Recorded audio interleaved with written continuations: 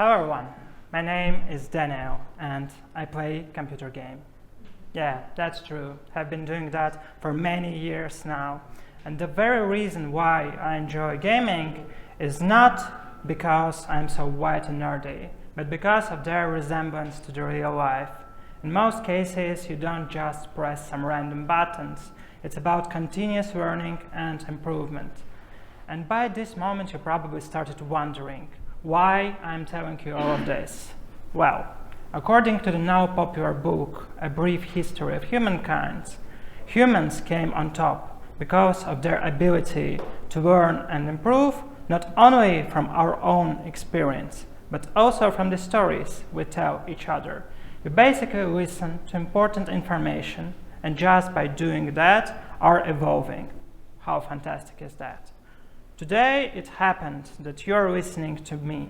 So, with that in mind, I have to make your time spent valuable. And I decided to present on the project we've been doing in eCampay for the last year.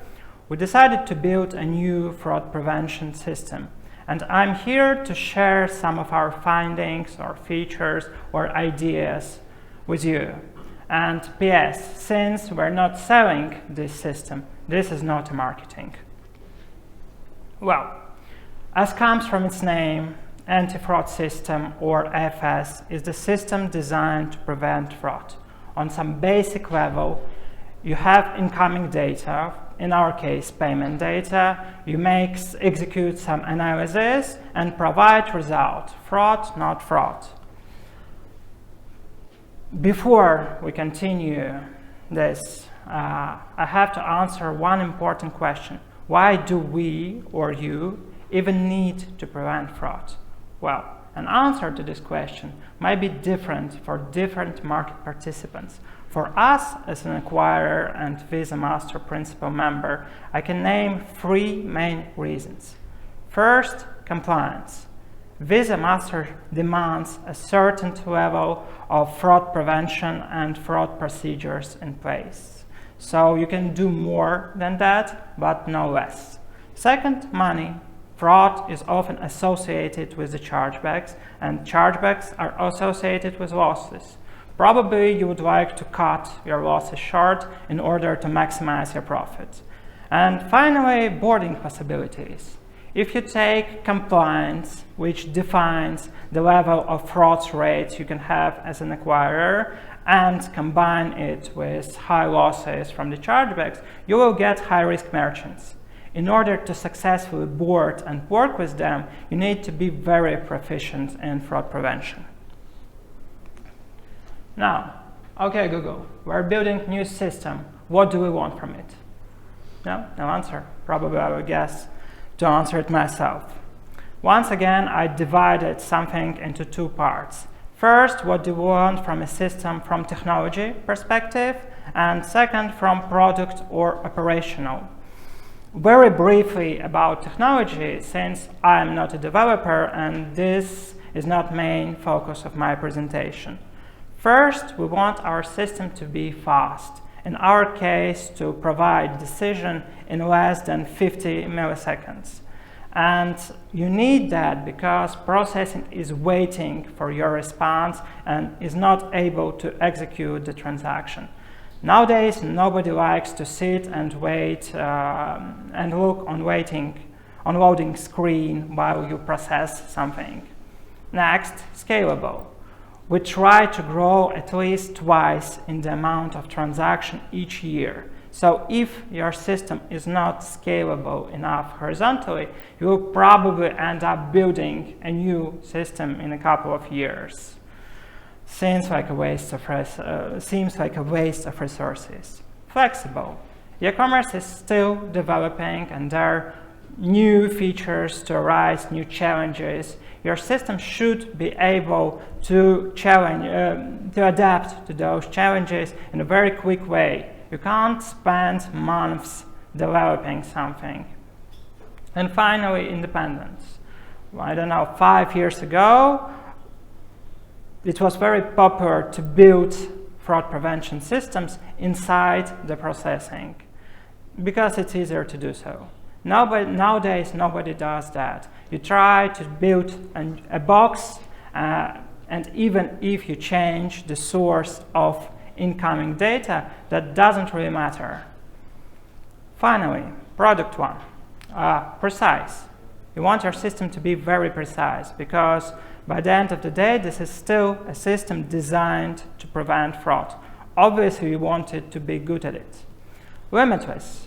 We trust in our employees, and we think they can achieve almost anything. So you would probably want to limit the number of situations where you're not able to do something just because of system limitations. And finally, user-friendly. Probably not everyone is going to agree on that, but in my personal belief, if you don't like the system you're working with, you're not getting most of its potential. So the system should be user-friendly and help you do your job, not to be your enemy. Online filters. That's probably the most important part when you want to have an influence on your fraud and conversion rates. Based on how efficient your checks, rules, filters are, the better preciseness you have. And in order to increase it, we started with the very beginning, the way you create your rules. For that entire purpose, you can see an example over there, we created a domain-specific language, in our case called RCL, and this language allows you to do, on one hand, it's extremely flexible. You're able to write a rule like you're coding. You can do positive scoring, negative scoring, scoring for scoring. So there are probably no limits on what you can do. And on the other hand, since this is a DSL, you can include in this language some very professional or specific, story-specific functions. I highlighted some of them in red, but you can import lists, for example, and so on. This exact approach allows you to do almost anything in no time. You don't have to spend weeks to create a new check. Second, let's imagine for a second you have an incoming transaction of 5,000. Is it suspicious or no? Well, you can't tell. There is no enough information for analysis. And there are basically two choices what you can do. First, you decide that every transaction between 5 and 7,000 is suspicious, and everything beyond 7,000 is a fraud. That's what we call a static filters, and that is what industry started from. In some cases, they still might do the trick, but they're terrible in terms of their impact on conversion, since they're not optimal and not user-cased. We decided to take a more sophisticated approach. We started asking ourselves a question: who is doing that 5,000 transaction? So we created some aggregated entities, in our case persona and environment, and started collecting all the information about the person who is doing this transaction. For example, how often he does transaction like this, how many devices he has, is it normal behavior for this person? And you don't check the transaction anymore. You are checking the person who is doing that exact transaction. And the same applies for the environment. You ask yourself a question: is it normal for this environment, this 5,000 transaction? For example, that's a car rental. Is it okay or not okay? And if this is car rental, what about other car rental services you are acquiring right now? Are they similar to that or not? So by creating those new entities, you start looking on a bigger picture, and it's hard to develop, it's hard to analyze all the parameters necessary to create those functions. But once created and once mastered to use, they give you a huge impact on your system preciseness. Machine learning. Well, to be honest, I didn't want to speak about machine learning, mostly because machine learning and fraud prevention are natural friends. And nowadays it's very hard to find any system on the market without machine learning. And those who are familiar with the topic, it's hard to say anything new, since in most cases we're not developing the technology, we're simply using it. So in our case, we use cat boosts based on gradient boosting technology, and yes, it shows some good results. But I'm here to emphasize on a little bit different thing. Although everyone uses machine learning to check transactions, there is more to it. You can use machine learning, for example, to create fingerprints. You can check on your filter effectiveness, or you can use them to improve the way your system is creating alerting. So don't stick with just checking the transaction. There is so much more to it. 1 second. Now, while we're still learning how to use sophisticated technologies like machine learning and blockchain, I don't know, and Skynet is still writing its master plan how to kill Connor, you wouldn't probably argue that most of the work are done by humans. So that's we come to the user-friendly part. Let's assume a situation. You process 1 million transactions a month, and around 1% of that million are considered suspicious. That leaves you more than 3,000 transactions a day to be reviewed by risk analysts. Is it possible? Well, probably yes, if you hire a lot. But that seems like a dead end because it's completely not scalable. What we decided to do is to declare that we are not going to check every single suspicious transaction, because there is no point to that. We decided to use alerting system. And seriously, there is nothing new about alerting. Probably everyone has it. But I'll explain what it is. You write or create some scenario, and in case this event happens, you receive a notification. But there is a huge difference between using that tool for urgent cases, like, I don't know, our system is downtime, or you declare that you are going to use it in your everyday life. So that will be the best tool for you. We spent a lot of time developing and arguing and creating prototypes how our alerting model, scenario model, would look like. And also, what are you going to do with those alerts? Because if they're left unattended, there is no use for that. So you need to decide how should the alert look like to be informative, who is going to work with them, how to pass one alert from one person to another, how to solve them, where to add comments. So it takes a lot of user interface work. And remember, I talked about person and environment. Well, they're perfect for alerting because they show a big picture, and it is very easy to add some scenarios to them. You can easily compare one environment to another one. Case system.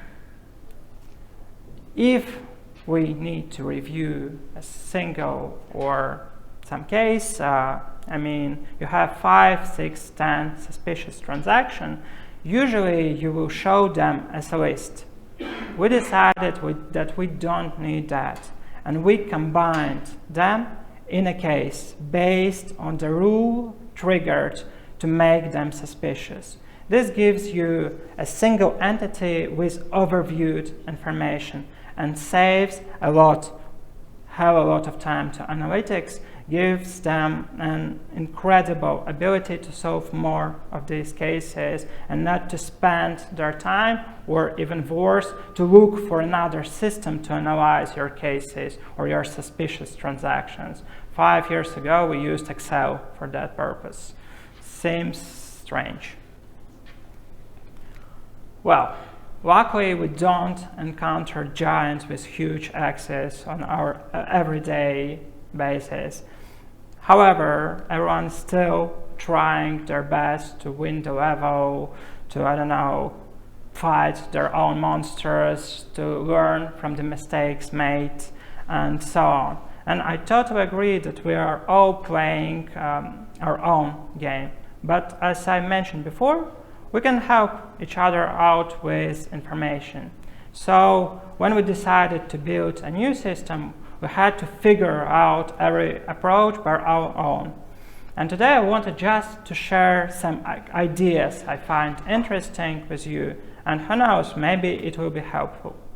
As for us, our fight with fraud continues, since fraud never ends. Thank you very much for your attention. If you have any question, I would be happy to answer them.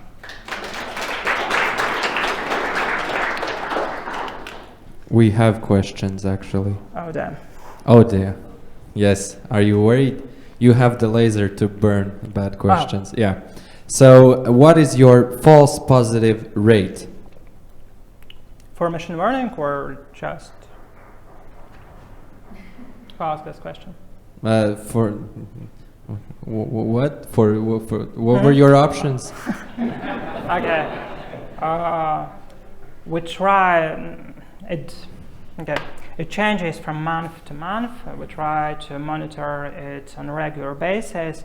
Last time I checked, it was around 90% fraudulent transaction we have discovered, and around 20 false cases we had to investigate it that never turned out to be a fraud.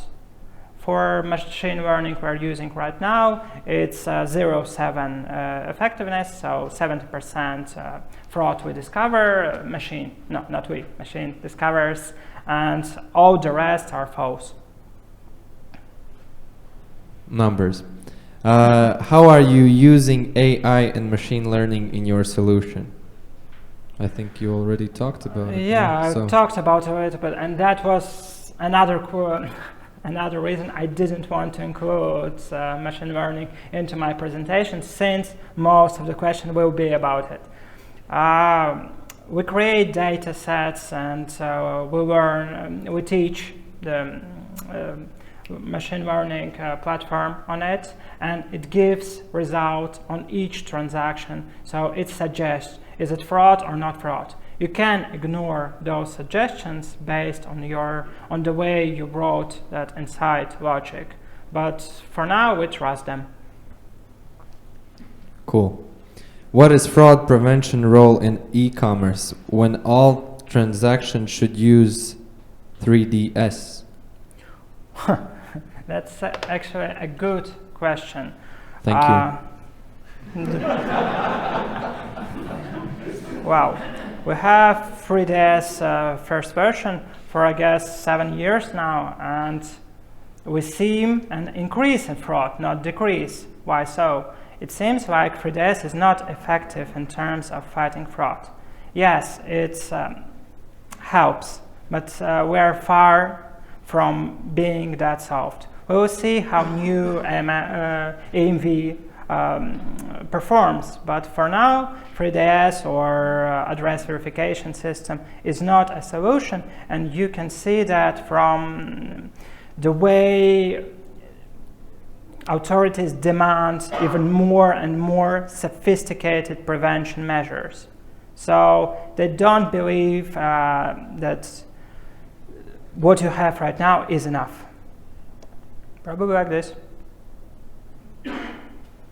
Okay. Why did you choose to write the fraud system by yourself? Why not some vendor solution? Actually, multiple reasons. First, we try to develop everything in-house. That's a company's policy. We have a big a lot of IT employees, so it makes sense. Second, I didn't find at that time a vendor who was able to deliver everything I felt need to. So some ideas was easier to do by yourself. And third, integration probably. If you're a big company with a complicated IT structure, it will take a lot of time to integrate a vendor, and you don't want probably to rely on someone if you're planning to grow big. If you're a small merchant, probably, yeah, it's easier for you to just buy a solution and don't spend a lot of resources, especially if you are not don't have a lot of experience in that area. What types of data do you use? Do you have any third-party integrations? Right now, almost no. We've used MaxMind for IP checks and geolocation, but right now we only use our own data. Good. And last question, how do you explain to a customer why a transaction was rejected by ML? There is a great thing about that. We don't communicate with customers. So first we have to explain that to merchant, and then the service will provide an answer to the customer. But well, if I have to explain, I will need to look inside this exact ML suggestion, and credential boosting allows you to do that, to see what have influenced this transaction to be declined. For example, the bank card he's using right now was known for a lot of compromises, that's why we don't trust it. And after reviewed, you can give him some suggestions. Okay. Ladies and gentlemen, applause to Daniel.